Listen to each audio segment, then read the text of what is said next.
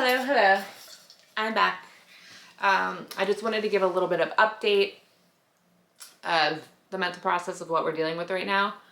Try not to make it real boring for you, but my brain's a little scattered, so this video comes across scattered. I apologize, because that's just how my brain is.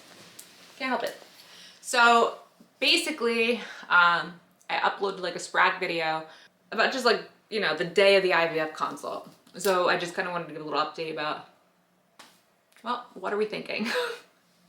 And basically, I'm confused and I don't know what we're gonna do. It's a big decision because when you go through something like this, your whole outlook on everything changes. So it's not just about getting a positive pregnancy test anymore, okay? It's about securing my mental health and wellness and that I don't lose my mind as well, because I don't want to be pregnant and just like scared out of my mind. The thought of getting pregnant naturally by natural conception afterwards was just terrifying to me.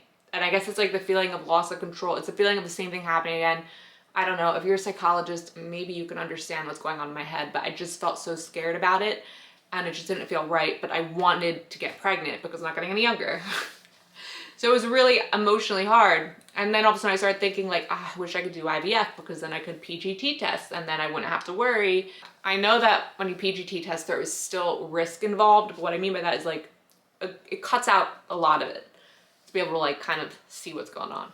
So I researched, and that's when I realized that in our state, it's mandated IVF. So I was like, oh, wow, it's mandated. Let's see if our insurance covers it, because if it does, that would be amazing. And that was the route we went. And we went and called the insurance, and I'll say that when we called the regular insurance line, they made it seem like everything was covered, and pretty much a lot is covered, but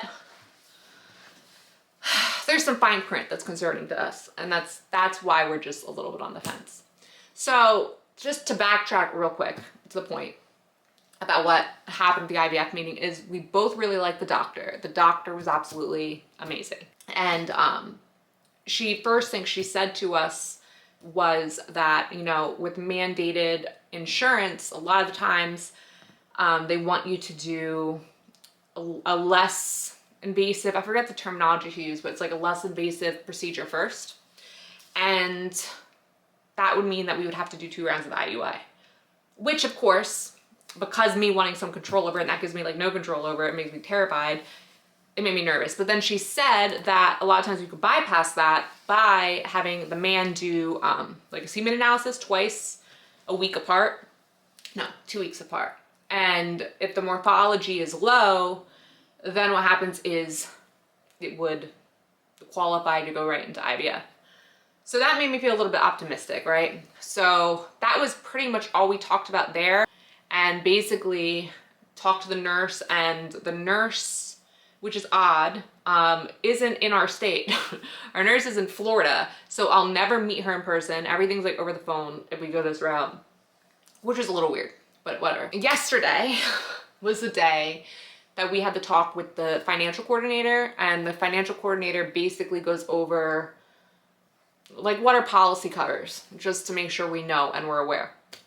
So what shocked me was that, well, how can I say this? I kind of knew that PGT testing of the embryos would not be covered completely, but I was hoping that like the biopsy would, because that would make it affordable. I was hoping that anything done by the clinic itself and not like a testing service would be covered.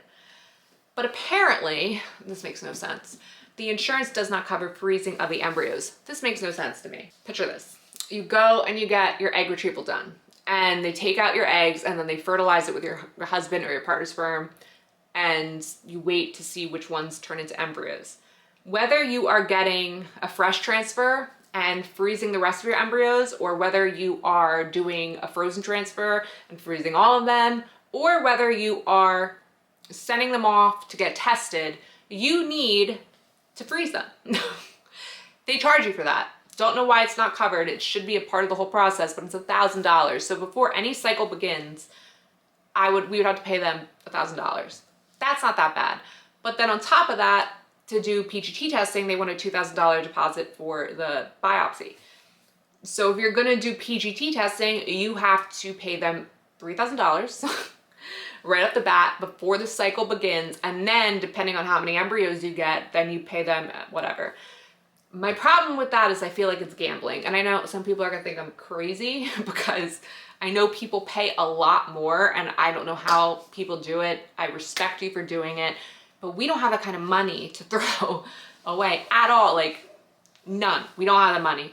We would have to put it on credit. And when you're putting something like that on credit, and then what if it just, you get no embryos out of it and you have to do it all over again, but then you also need the $1,000 for the next cycle so that you could even do the next cycle. It's like, it's a lot. So just picture that. You spend $3,000 for your cycle to get your cycle started and you're excited. You get your egg retrieval. Let's say you get 5 embryos and you're super excited.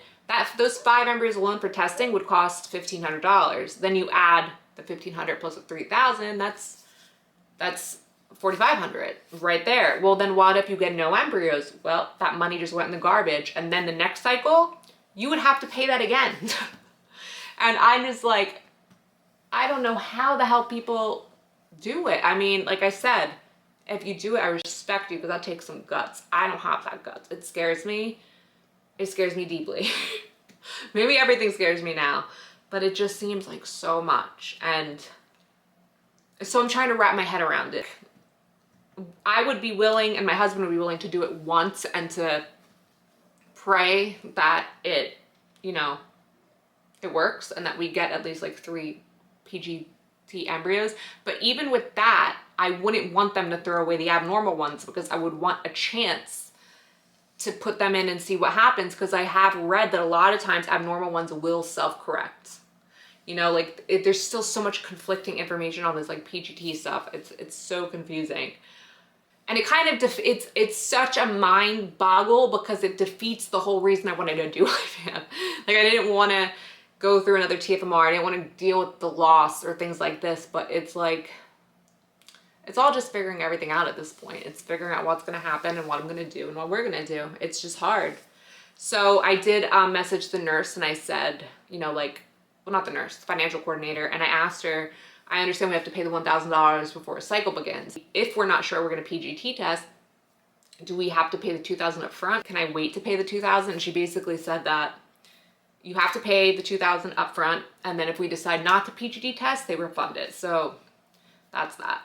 So at this point, talking to my husband, we thought the first time we do it, pray that we get good results. If we had something like 8 embryos or something like that, we would definitely pay for it as long as they didn't throw out our abnormals. That's the thing. Like, I don't know anything about this. Do they throw out your abnormals? Because I don't want them thrown out because it could be a chance that they're fine, like in my head.